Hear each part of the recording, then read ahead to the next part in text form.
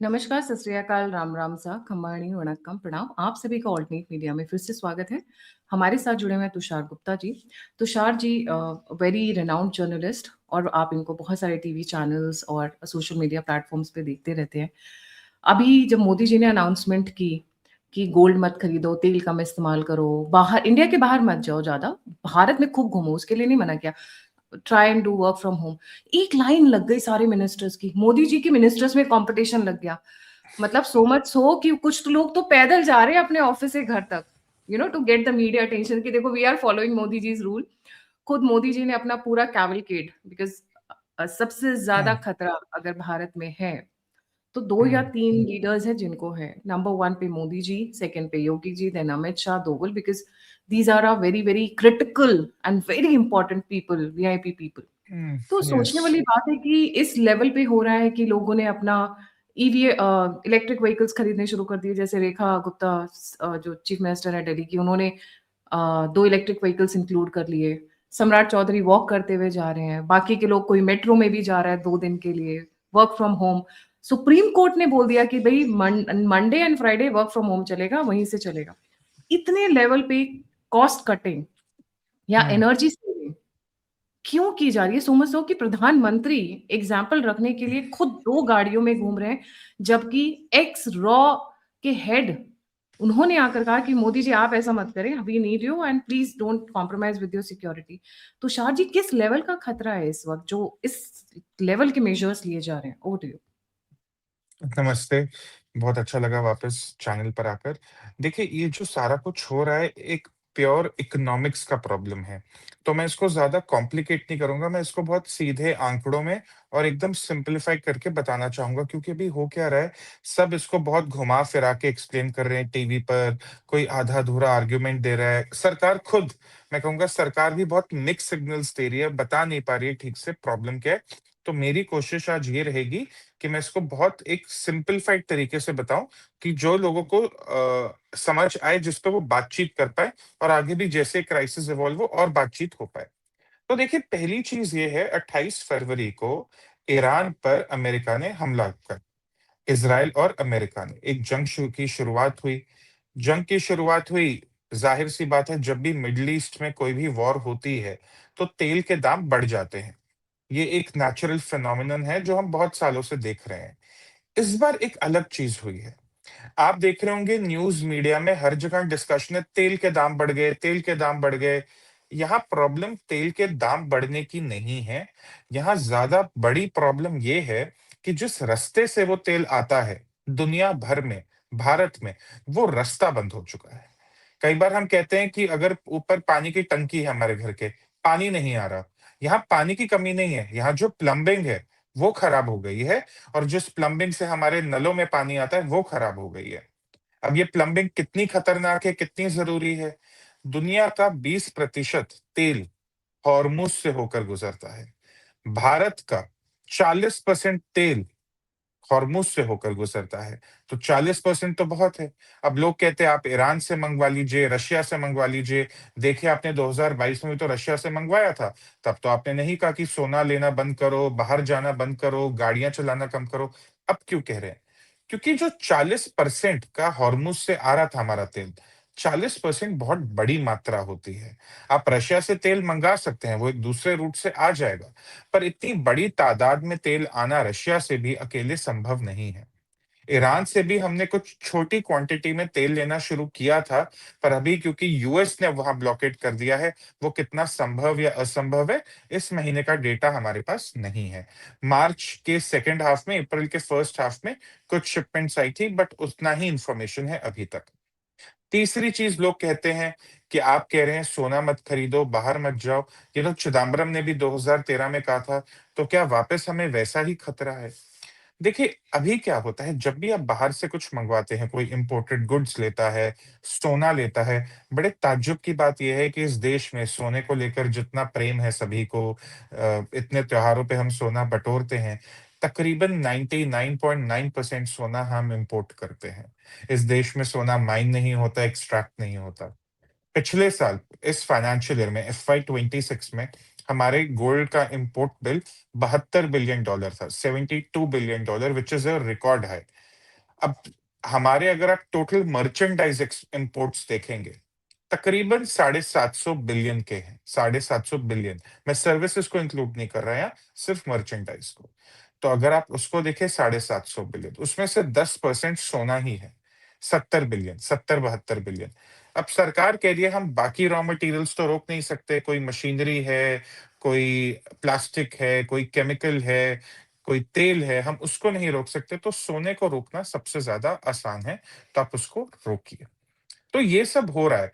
फिर लोगों का एक और सवाल होता है कि 2013 में जब चिदम्बरम ने ये कहा था, हम तो फ्रेजाइल 5 इकोनॉमी थे, अब क्या है? अब हम फ्रेजाइल 5 नहीं है। देखिए, उस समय हमारा जो फॉरेक्स था, वो $300 बिलियन था। फॉरेन एक्सचेंज जो हमारा रिजर्व है, वो उस समय $300 बिलियन का था। आज वो तकरीबन $700 बिलियन का है, तो उसमें बहुत फर्क आ गया है।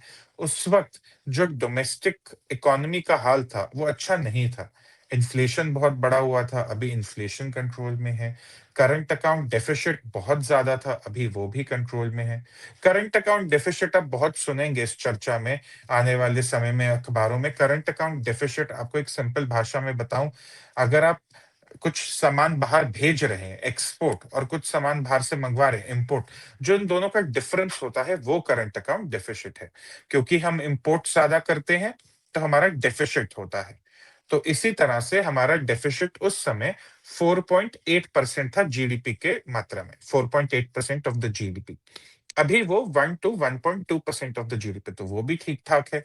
तो सरकार ये जो सब कर रही है, एक प्रिकॉशनरी मेजर है, क्योंकि जंग रुक नहीं रही, दाम घट नहीं रहे, रास्ता खुल नहीं रहा। फॉरेक्स है, पर उसको ऐसे ही हमें रिजर्व रखना है, और रुपी भी डिप्रिशिएट हो रहा है। तो आगे इसका फ्यूचर क्या दिखता है आपको कि ये ऐसे कंटिन्यू रहेगा या फिर which side the situation is evolving? क्योंकि ये जो अब दिख रहा है उससे पैनिक हो गया है जनता में। पीपल आर थिंकिंग कि नहीं, वॉर आ रहा है या क्या ऐसा बड़ा होने वाला है। कल यूएई भी पैनिक गए थे। जी। पैनिक देखिए बनता है, फियर मॉन्गरिंग करना गलत होगा इस समय पे। कल सीएनबीसी ने रात को एक न्यूज आइटम डाला था कि फॉरेन ट्रैवल पे सरचार्ज लग रहा है। प्रधानमंत्री ने खुद उसको फैक्ट चेक किया ट्विटर पे, जो बहुत बड़ी चीज है। मतलब हम डोनाल्ड ट्रंप को देखते हैं, वो फेक न्यूज चलाता रहता है पूरा दिन ट्रूथ सोशल पे। प्रधानमंत्री ने 12 साल में, मुझे नहीं याद अपने हैंडल से कब ऐसे फैक्ट चेक किया किसी चैनल को। अब आते हैं, आपने जो सवाल पूछा, अगर आप बाहर के अखबार पढ़े, बाहर के एनालिसिस जो पढ़े, जो वेस्ट के एनालिसिस है, वो कह रहे हैं कि जब फरवरी मार्च में एक प्रिडिक्शन शुरू हुई तेल के दामों को लेकर, तब उन्हें लगता था कि 110 120 बैरल तक जाएगा। अभी वो प्रिडिक्शन 140 150 तक हो चुकी है। एक चीज मैं यहाँ और बताना चाहूंगा, जब भी आप तेल के दामों के बारे में पढ़ते हैं, आप ट्रेडिंग प्राइस पढ़ते हैं कि कितने पर वो ट्रेड हो रहा है। जो वो ट्रेडिंग प्राइस होता है, वो एक कॉन्ट्रैक्ट प्राइस होता है, कि मतलब आज अगर मई 16 है, मैंने $110 पे ट्रेड चल रहा है, तो वो $110 का क्रूड मैं अक्टूबर, नवंबर, दिसंबर 2026 के लिए बुक कर रहा हूँ। ट्रेडिंग प्राइस आपको ये बताता है, जो हेडलाइन प्राइस होता है। स्पॉट बुकिंग प्राइस जो होता है, जो इमीडिएट डिलीवरी के लिए होता है, वो कहीं ज्यादा होता है, उस पे अभी हम एक प्रीमियम दे रहे हैं। तो आप पढ़ते हैं कि तेल 100 110 बैरल है, पर असल में सरकार उसके लिए 140 $150 प्रति बैरल दे रही है मार्च से। तो मुसीबत यहाँ ये है कि मार्च में जब जंग शुरू हुई, सरकार को लगा ठीक है 1 महीने में खत्म हो जाएगी, अप्रैल तक चली, सरकार को लगा अप्रैल एंड तक खत्म हो जाएगी, अब मई आ गया है। सारा जो दुनिया का इकोनॉमिक्स है, वो इस एक प्रिडिक्शन पे घूम रहा है कि जंग खत्म कब होगी, और वो किसी को पता नहीं चल रहा है। अब इससे एक और नई मुसीबत खड़ी हो गई है। आपके पास तेल आना है, तेल कैसे आता है? जहाज से आता है। आपके जहाज हॉर्मुज में अटके हुए हैं, वो ना भारत पहुंच पा रहे, ना किसी और देश पहुंच पा रहे, ना वो यहाँ तेल डिलीवर करके वापस जा पा रहे। तो पहली किल्लत आपको जहाज स्टोरेज की भी हो रही है, ऑयल टैंकर्स की हो रही है। दूसरी दिक्कत, क्योंकि आउटपुट, पहले हम क्या कहते थे, तेल के दाम बढ़ गए, ओपेक कंट्रीज आउटपुट बढ़ा देंगी, दाम खुद नीचे आ जाएगा। अब अगर आउटपुट बढ़ा भी दे, उसको स्टोर कहाँ करें?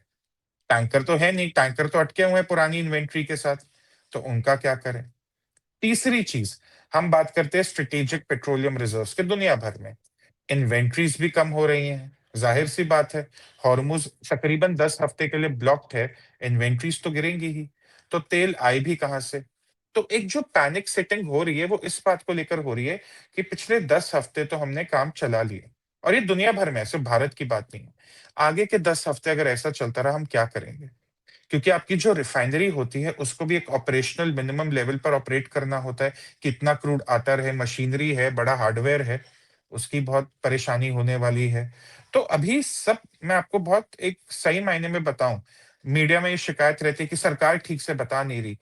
सारी जो प्रिडिक्शंस है, सारी जो एनालिसिस है, सब अभी एक इस बात पे टिकी हुई है कि जंग खत्म कब होगी, और ये कोई नहीं बता पा रहा। शायद खुद अमेरिका भी नहीं बता पा रहा। तो जब तक कोई इस बात पे एस्टिमेट नहीं लगा पाएगा, आपका तेल को लेकर आपको परेशानी रहेगी, आपको फॉरेक्स को लेकर परेशानी रहेगी। दूसरी चीज, लोग कहते हैं देखो हमारा रुपी कैसे डिप्रिशिएट कर गया। हम 90 पे शुरू हुए थे जब जंग शुरू हुई थी, आज हम 96 पर है, 95 96 पर है। बिल्कुल सही बात है, रुपी पर प्रेशर आया है, डॉलर्स बहुत तेजी से बाहर जा रहे हैं। मैं आपको एक सरल सा एग्जांपल देता हूं। जंग के 10 हफ्ते पहले हमारा फॉरेक्स में नेट गेन 31 32 बिलियन डॉलर का था। नेट गेन पॉजिटिव में था। जंग के 10 हफ्ते बाद हमारा फॉरेक्स में नेट गेन -31 बिलियन डॉलर का है। तो हमारे फॉरेक्स कम हुए हैं, ऐसा नहीं है कि बढ़ रहे हैं। तो जाहिर सी बात है, जो हमारा इंपोर्ट है, इंपोर्ट बिल है, वो एक्सपोर्ट से कहीं ज्यादा है। तो वो रुपी भी अंडर प्रेशर आ रहा है। और अगर जंग चलती रही, मुझे हैरानी नहीं होगी कि ये 96 से 98 भी जाए, चाहे इसमें 2 3 4 महीने लगेंगे, पर ऐसा होना असंभव नहीं है। तो जब आपका रुपी डेप्रिशिएट करता है, आप उसी एक बैरल ऑफ ऑयल के लिए ज्यादा डॉलर खर्च कर रहे हैं, वो भी एक प्रॉब्लम है। तो ये सब भी हो रहा है। दूसरी चीज, लोग कहते हैं कि आपने इलेक्शन के समय तो तेल महंगा नहीं करा, कल आपने 3 रुपए बढ़ा दिया।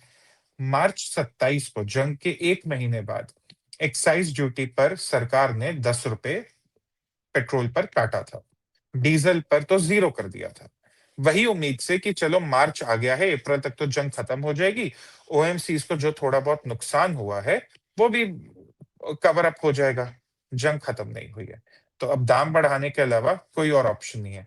पर मेरा ये मानना है कि सरकार की कोशिश ये थी कि दाम जब तक ना बढ़ा पाए ना बढ़ाएं, क्योंकि दाम बढ़ाने से जो एक इन्फ्लेशन ट्रिगर होती है, उसका असर हम जो भी हर रोज खरीदते हैं, चाहे वो आपके घर में आना दूध का पैकेट हो, चाहे वो आप सब्जी लेने जा रहे हो, चाहे वो आपका अमेज़न का लॉजिस्टिक्स का डिलीवरी हो, हर चीज पे उसका असर आता है। तो सरकार की कोशिश थी कि वो इन्फ्लेशन ना हो पाए।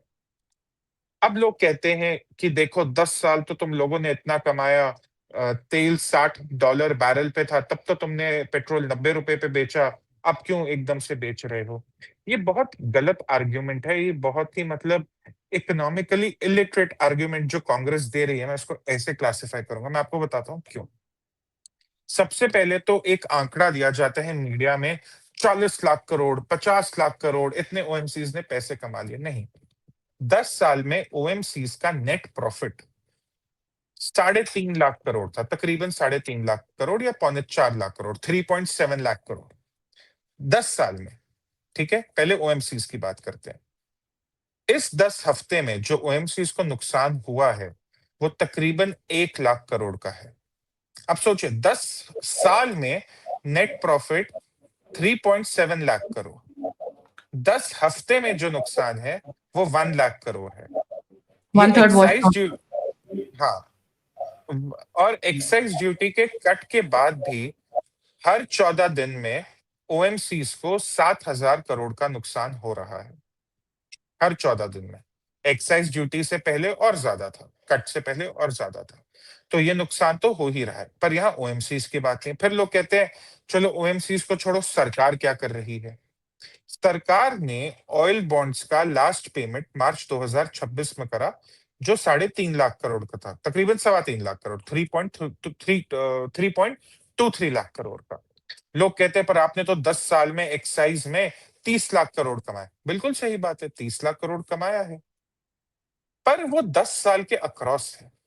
आप कहते हैं कि सरकार का जो रेवेन्यू है टैक्स रेवेन्यू होता है और नॉन टैक्स रेवेन्यू होता है।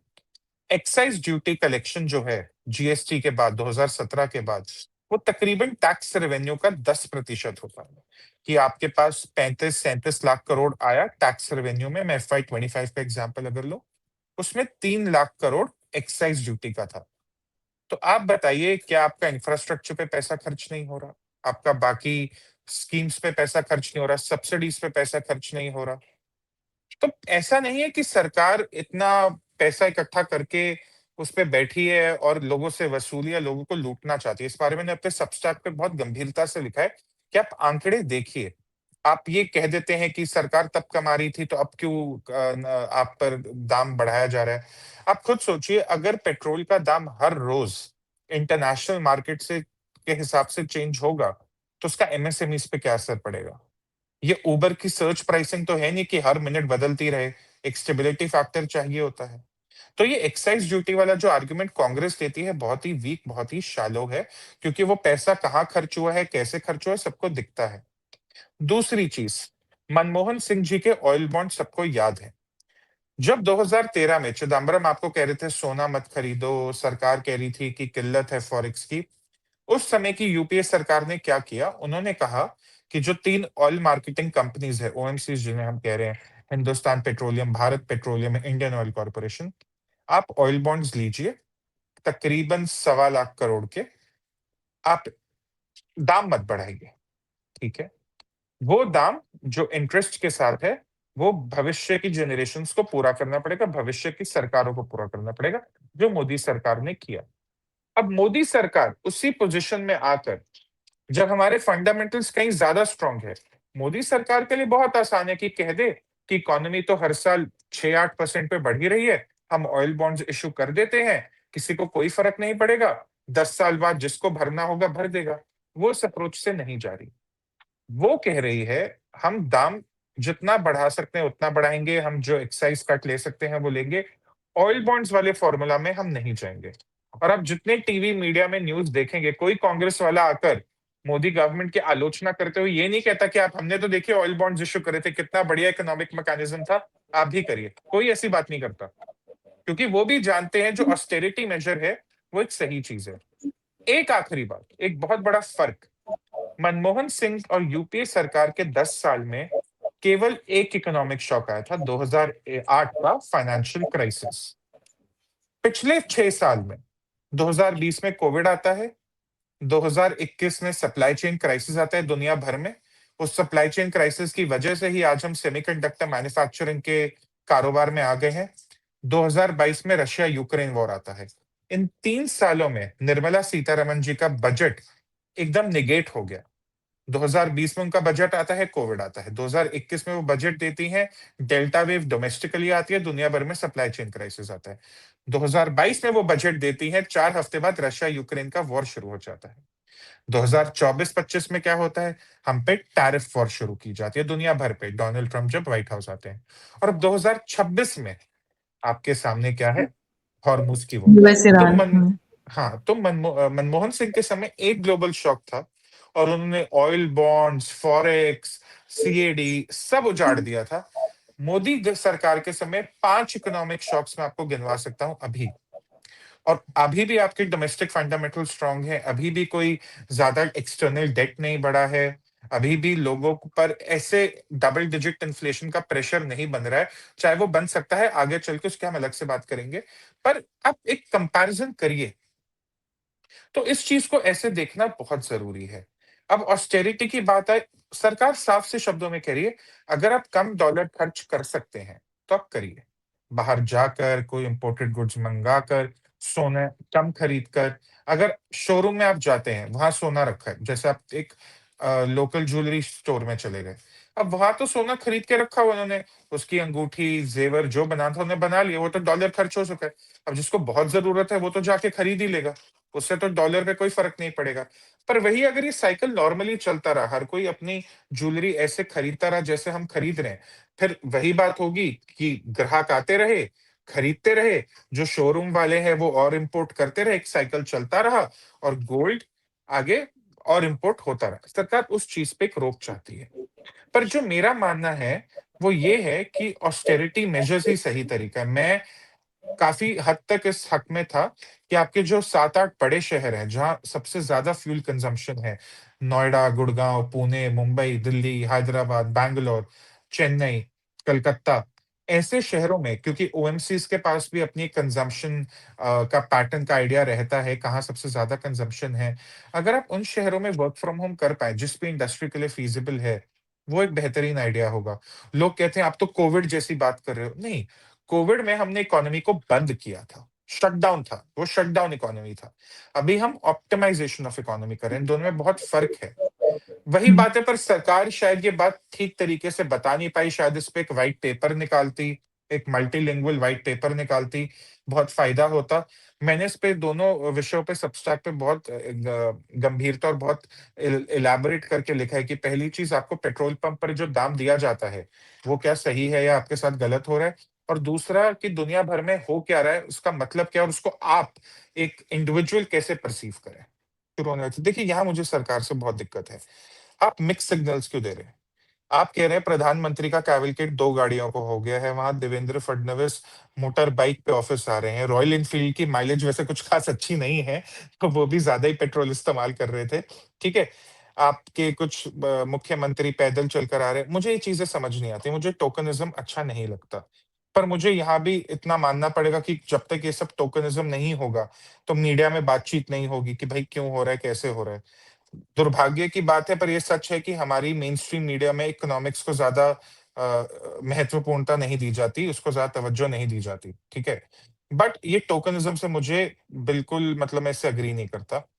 बच्चों की समर वेकेशन इस हफ्ते या अगले हफ्ते शुरू होने वाली है, सरकारी स्कूलों में जून से शुरू होने वाली है। आप उसको अभी करिए, आप किस बात का इंतज़ार कर रहे हैं? जी। आईटी इंडस्ट्री को आप बोलिए आप 3 हफ्ते का वर्क फ्रॉम होम करिए। हम देखना चाहते हैं उससे कंज़म्पशन पर कितना फ़र्क आता है। और क्योंकि यहाँ बात कंज़म्पशन कम करने की ऐसा नहीं है कि आपको 10, 20, 30% कंज़म्पशन घटानी है या 40-50% कंज़म्पशन घटानी है। आप शुरुआत 2-4% से भी करिए। अगर हम हर रोज़ 5.6 मिलियन बैरल्स कंज़्यूम करते हैं, ये हमारा डेली का कंज़म्पशन है, कि दुनिया भर में 100 मिलियन बैरल्स कंज्यूम किया जाता है, भारत देश में 5.6 मिलियन बैरल्स कंज्यूम करा जाता है। अगर आप उस 5.6 मिलियन बैरल्स को 5.4 मिलियन बैरल्स भी कर सकते हैं, 5.3 मिलियन बैरल्स भी कर सकते हैं, तो एक बहुत अच्छी शुरुआत होगी। बट हम क्या कर रहे हैं? हम टोकनिज्म में फंस रहे हैं, हम एक्शन नहीं ले रहे, हम अपील कर रहे हैं। जब तक सरकार की तरफ से वो ऑर्डर नहीं आएगा कि ये जरूरी है, ये आपको करना है, चाहे अगले 3 हफ्तों के लिए ही करे, कौन मानेगा? अच्छा, एक चीज़ है जिसको लेके बहुत रील्स बनी है, मतलब बॉयज़ एंड गर्ल्स दोनों साइड से and specially the middle age women, gold को लेकर। हम्म। आपको क्या लगता है ये जो गोल्ड पे मेजर्स लिए जा रहे हैं, इसका कुछ लोग बोल रहे हैं कि गोल्ड सस्ता हो जाएगा, कुछ लोग बोल रहे हैं गोल्ड महँगा ही रहेगा। आपके हिसाब से क्या क्या होगा? सोने का दाम देखिए, मैंने तो अपने जीवन में कभी घटता नहीं देखा एक लॉन्ग रन इन्वेस्टमेंट पर्सपेक्टिव से। तो हुँ। ये एक अच्छी चीज़ है सोने को लेकर, एक वजह है। एक कुछ लोग कह रहे थे देखो गोल्ड तो हमारा मतलब एक मिडिल क्लास हाउसहोल्ड का सेफ हेवन होता है कि अगर कभी कोई मुसीबत आए तो हम उस सोने को इस्तेमाल कर सकते हैं। सोना खरीदना मुझे नहीं लगता लोग बंद करेंगे, मेरे को ऐसा नहीं लगता। तभी मैं कह रहा हूँ आपका solution at the end of the day fuel consumption ही होगा। हाँ, ये हो सकता है कि सोना जो लोग खरीदते हैं, एक कड़वी बात मैं यहाँ कहूँगा कि जो सोने की परचेज़ है इस देश में, जितनी इस हमारे देश में एक इनकम इनइक्वालिटी है, जिस हर देश में होती है। जो लोग सोने की परचेज़ डिले कर सकते हैं, जिनको लेट्स से 100 ग्राम या 200 ग्राम, 300 ग्राम सोना लेना है और अभी 1 किलो सोना तकरीबन सवा करोड़ रुपए का आता है। तो जिन लोगों को उस मात्रा में सोना लेना है कि उनको 30, 35, 40 लाख रुपए खर्चने हैं, वो लोग शायद उस इकोनॉमिक पोज़ीशन में हैं जो वो डिले कर सकते हैं अपने परचेज़ेज़। जिस व्यक्ति को जो एक लोअर इनकम ग्रुप का है, शायद उसे शायद एक 8 ग्राम का सिक्का लेना हो या 2 ग्राम का सिक्का लेना हो या अपना कुछ छोटा-सा एक परचेज़ करना हो, वो परचेज़ कर ले, मुझे समझ आता है। पर जो बड़े परचेज़ेज़ वाले होते हैं लोग, ये एक इनकम पिरामिड में उस लेवल पे बैठे हैं जहाँ ये रोक सकते हैं।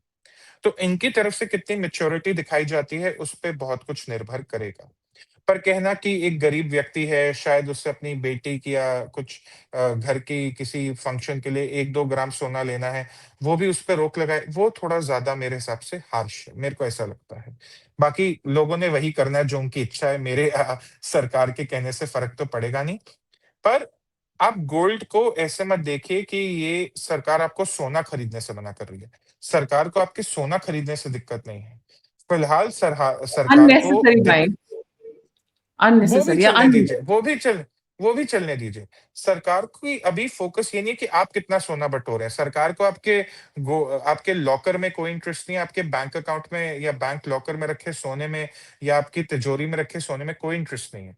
सरकार का अभी प्रायोरिटी ये है कि उस सोने को बाहर से मंगवाने के लिए जो डॉलर हमारे देश से जा रहे हैं, सरकार का इंटरेस्ट वहाँ है। कई लोगों ने कह दिया कि एक कॉमेडी स्किट बड़ी मजेदार चल रही थी कि एक आदमी बोलता है कि मोदी जी आप बताइए हम ऐसे अपना घर का सोना बेच देंगे। वो आपको सोना बेचने के लिए नहीं कह रहे। ये मतलब 1960 1970 का भारत नहीं है कि आपको सरकार कहेगी सोना बेचिए हमें अपनी सेना को एम्युनिशन लाके देना है। वो सब नहीं हो रहा। अभी यहाँ जो आर्गुमेंट है वो डॉलर्स का है, फॉरेक्स का है और कुछ नहीं है। हुँ। आपको क्या लगता है अभी आने वाले समय में आपको लगता है कि कुछ सॉल्यूशन निकल कर आएगा? यूएई में इतना बड़ा मेजर लिया मोदी जी ने, वहाँ पे ऑयल रिज़र्व हमारे लिए रखे जा रहे हैं एंड बहुत ट्रम्प और बहुत चाइना का लग रहा है कि एक कॉमन सेंसस निकल कर आया है कि हॉर्मुज़ को खोल देना चाहिए, ऐसा सुनने में आ रहा है। जी। तो हॉर्मुज़ खोले कैसे? ऐसा तो है नहीं बातचीत से हॉर्मुज़ खुलेगा। हॉर्मुज़ तो 28 फरवरी से पहले दुरुस्त था, सब नॉर्मल था। ईरान और अमेरिका की टेंशन्स तो तब भी थी। आप मुझे बताइए इस जंग ने अचीव क्या किया? इस जंग का एंड रिजल्ट अब ये है जो 28 फरवरी से पहले वैसे एकदम नॉर्मल था।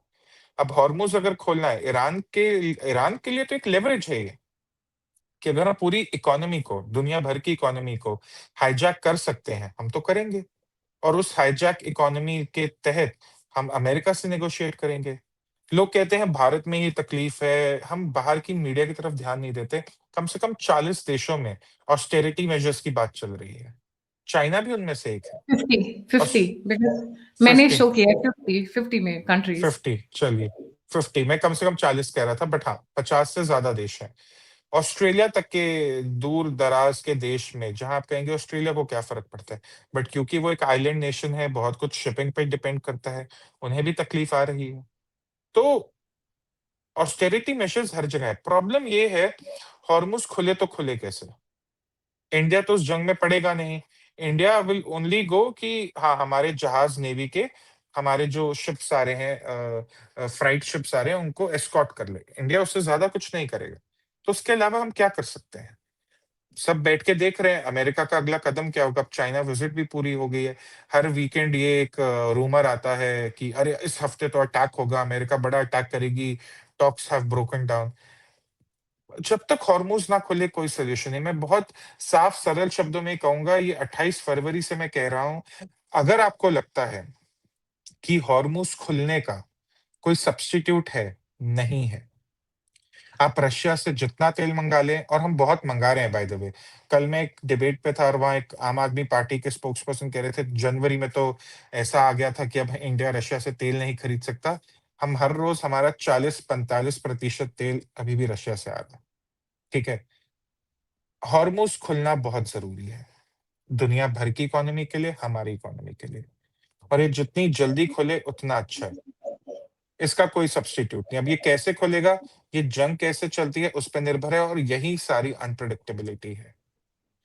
और जो सारा क्रूड को हुँ, जी, इसी को बायपास करने की मोदी जी कोशिश कर रहे हैं, to establish bypass alternate supply chain and alternate places से वो ऑयल और गैस ले सके। कोशिश तो कर ही रहे हैं एटलीस्ट। कोशिश तो कर रहे हैं। देखिए यूएई में गए हैं अभी वो एग्रीमेंट साइन हुए हैं, एनर्जी को लेके काफ़ी एग्रीमेंट साइन हुए हैं। और ये एग्रीमेंट्स अब इस पोज़ीशन पे साइन नहीं होंगे कि अभी क्या हो रहा है। ये एग्रीमेंट्स अब एक इंश्योरेंस की तरह काम करेंगी कि आने वाले समय में अगर फिर कभी हॉर्मुज़ ब्लॉक होता है या जो आपका सुएज़ कैनाल वाला रास्ता है, वो पीछे ईरान ने धमकी दी थी कि हम हूथीज़ को इस्तेमाल करके वो वाला रास्ता भी रोक सकते हैं। वो कभी ऐसा होता है तो उसके लिए अब काम किया जाएगा। जैसे 2021 के सप्लाई चेन क्राइसिस के बाद दुनिया ने सेमीकंडक्टर के प्रोडक्शन के लिए खुद को ऑप्टिमाइज किया 5 साल पहले, भारत भी उसमें शामिल है, अमेरिका भी शामिल है, यूरोपियन देश भी शामिल है। 2026 के बाद आप देखेंगे कि दुनिया की जो पूरी एनर्जी एक सप्लाई चेन है, वो पूरी रीवर्क करी जाएगी इस सोच को लेकर कि अगर कभी भी एक चोक पॉइंट ब्लॉक होता है, दुनिया में ऐसे 5 या 7 चोक पॉइंट है, तब उसमें कोई भी इकोनॉमी कैसे सर्वाइव कर पाए। हम्म। So, Tushar ji, how do we conclude this entire situation? And as Bharatiya, as Indian citizens, हम कैसे steps उठाएं कि ये because this is we are in a state of war. लोगों को लग रहा है कि तलवारें नहीं चल रही हैं, खून खराबा नहीं हो रहा है, तो वॉर नहीं हो रहा है। नहीं, वॉर के फॉर्म्स चेंज हो चुके हैं। पहले बम गोलों से लड़ाइयाँ होती थी, अब इकोनॉमिक फाइनेंशियल वॉर होता है। तो कैसे सपोर्ट कर सकते हैं गवर्नमेंट को इसमें? जी। पहली चीज तो मेरा ये मानना है कि अगर आप इस सिचुएशन को परसीव करें, एनालाइज करें, उसको सही तरीके से करिए। दुनिया में तेल की कमी नहीं है। दुनिया में प्रॉब्लम है कि जो रास्ता है तेल लाने का वो ब्लॉक्ड है। 20% तेल जहां से आता है और हमारा 40%। पहली चीज। दूसरी चीज, सरकार का ये अटेम्प्ट रहेगा कि इन्फ्लेशन कम से कम बढ़े, क्योंकि उसका असर बिजनेसेस पर आता है, प्राइवेट कंजम्पशन पर आता है, आपकी अपनी कंजम्पशन पर आता है। तो सरकार का पहला अटेम्प्ट यही था कि पहले हम एक्साइज ड्यूटी कट करें, सरकार के रेवेन्यू पर हिट आए। पर वो काफी नहीं रहा, तो अब 3 रुपए दाम बढ़ाए गए। स्टेट गवर्नमेंट्स को भी जहां हो पाए उनको वैट कम करना चाहिए, क्योंकि स्टेट गवर्नमेंट्स ने अभी तक कुछ नहीं ऐसा किया है। तीसरी चीज, सरकार को आपके बैंक अकाउंट में रखे हुए सोने में कोई इंटरेस्ट नहीं है। सरकार को इंटरेस्ट है जो उस सोने को इंपोर्ट करने में डॉलर्स जा रहे हैं उसमें। चौथी चीज, अभी जो आने वाले समय में क्राइसिस अनफोल्ड होगा, वो इस पे डिपेंड करेगा कि वॉर कितनी लंबी चलती है। और वॉर का मतलब यहाँ ये है कि हॉर्मोज कितनी देर ब्लॉक्ड रहता है। हॉर्मोज के ब्लॉक्ड रहने का कोई सब्स्टिट्यूट नहीं है। अगर आप कहीं रशिया, ईरान या यहाँ वहां से तेल मंगा लो, आप जितना तेल मंगा लो, दुनिया की इकोनॉमी के लिए हॉर्मोज का खुलना बहुत जरूरी है, और उसमें भारत देश की इकोनॉमी भी आती है। पांचवी चीज, आप बात करते हैं कि ओएमसीज ने तब बहुत पैसे कमाए, अब हम पर क्यों दाम थोपा जा रहा है। ओएमसीज के नेट प्रॉफिट और ऑयल बॉन्ड्स के खर्चे में सिर्फ 50,000 करोड़ का फर्क है, और सरकार की जो 10 साल की एक्साइज ड्यूटी है वो 30 लाख करोड़ की है। उतना सरकार पिछले 3 साल में इंफ्रास्ट्रक्चर पे खर्च कर चुकी है। तो अगर आपको बजट डॉक्यूमेंट्स में इंटरेस्ट है, बहुत अच्छा सवाल है, मैं नहीं कहता ये बेकार का सवाल है, पर आंकड़ों को सही तरीके से एनालाइज करिए। छठी चीज, हमारी इकोनॉमिक डोमेस्टिकली हमारी इकोनॉमिक सिचुएशन 2013 से काफी ज्यादा अच्छी है। हमारा सीएडी, हमारा इन्फ्लेशन, हमारा फिस्कल डेफिसिट, सब कुछ बहुत ही बेहतरीन तरीके से कंट्रोल में है। पर जो हम कर रहे हैं, जो सरकार हमें करने को कह रही है कि सोना कम खरीदो, तेल कम इस्तेमाल करो, वो हम इस एजम्पशन पर चल रहे हैं कि अगर जंग और 3 महीने खत्म नहीं होती तो क्या। तो ये प्रिकॉशनरी है, प्रिकारियस नहीं है। जैसे हम कहते हैं ना कि सिचुएशन ऐसी है कि 104 बुखार हो सकता है, अभी 101 बुखारी है, तो अभी दवाई ले लो, फायदे में रहोगे। 104 तक उसे जाने मत दो, ठीक है। और एक चीज, मनमोहन सिंह सरकार के समय, क्योंकि आप बहुत कांग्रेस प्रवक्ताओं को सुनेंगे, वो कहते हैं हमारे समय देखो कितनी बड़ी क्राइसिस आई थी, ग्लोबल इकोनॉमिक क्राइसिस थी, वो 2008 में आई थी। चिदम्बरम जी सोना खरीदने के लिए 2013 में मना कर रहे थे। 5 साल वो डोमेस्टिक इकोनॉमी को नहीं संभाल पाए। मोदी सरकार ने 2020 में पैंडेमिक देखा, 2021 में सप्लाई चेन, 2022 में रशिया यूक्रेन वॉर, 2024-25 में टैरिफ वॉर, 2026 में रशिया यूक्रेन वॉर। 5 शॉक्स पिछले 6 साल में बहुत ज्यादा होता है एक इकोनॉमी के लिए। निर्मला सीतारमन जी के 4 बजट पिछले 6 साल में बिल्कुल नल एंड वॉइड हो गए हैं इन सब शॉक्स की वजह से। तो हमें इस पूरी सिचुएशन को उस प्रिज्म से देखना जरूरी है। बाकी अगला 1 हफ्ता, अगला 2 हफ्ता, हर एक हफ्ता क्रिटिकल है, क्योंकि मेरी नजर रहेगी हमारे फॉरेक्स रिजर्व्स का क्या हाल है, हमारा इंपोर्ट एक्सपोर्ट का क्या हाल है, हमारे जो इन्फ्लेशन है उसके क्या नंबर आ रहे हैं, पेट्रोल पंप पर फ्यूल का क्या प्राइस है उसके क्या नंबर है। तो हर एक हफ्ते ये सिचुएशन इवॉल्व करेगी, तकरीबन कोविड की तरह। पर कोविड की तरह हम यहाँ शटडाउन की बात नहीं कर रहे, हम यहाँ ऑप्टिमाइजेशन की बात कर रहे हैं।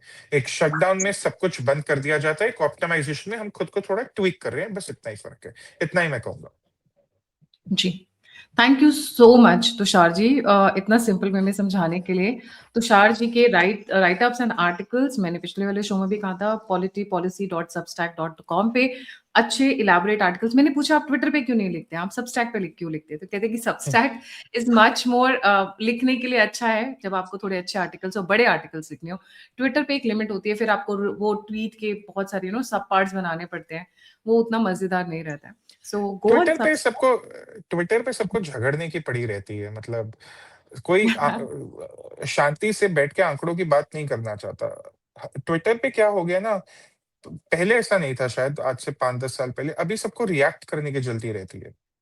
अभी कल रात को भी वो react and then CNBC. Followers, हाँ, फॉलोअर्स हाँ, कितने मिल गए हैं। फॉलोज़, रेज बेटिंग जिसे हम कहते हैं। मैं कह रहा हूँ मेरे सबस्टैक पे अभी मैंने कुछ 6 महीने पहले ही शुरू किया है, और मैंने इसलिए शुरू किया क्योंकि इतना कुछ होता रहता है हमारे आस-पास, जैसे अभी बंगाल का इलेक्शन है, उस पे हमने बात करी पिछले पॉडकास्ट में। इतना लिटरेचर होता है इन चीज़ों में, इतना डेटा एनालिसिस होता है, उसको कहीं तो आर्काइव करना चाहिए, क्योंकि आज से 10 साल बाद या 15 साल बाद जब इन चीज़ों को हम लुक बैक करें, हम भूल जाते हैं। मैंने आपके पिछले शो में भी कहा था, हम भूल जाते हैं कि 10 साल पहले चीज़ें कैसी होती हैं, फिर हमारा वो एनालिसिस उतना थोड़ा कई एक्यूरेट बार नहीं। एक्यूरेट नहीं होता, और मेन स्ट्रीम मीडिया का तो बहुत चालू हो जाता है, तो इसलिए मैंने एक सबस्टैक शुरू किया था। जी, please follow him on Substack, politypolicy.substack.com। वहाँ पे बहुत सारे आर्टिकल्स मिलेंगे, और अभी आने वाले समय में न्यूज़ की बॉम्बार्डमेंट होने वाली है, बिकॉज़ ऐसा जैसा कि तुषार जी ने बताया, every week we have to keep a watch. So we will stay connected. Yes, thank you so much for joining. जाने से पहले सभी व्यूअर्स से रिक्वेस्ट है, please don't forget to like, subscribe and share the alternate media.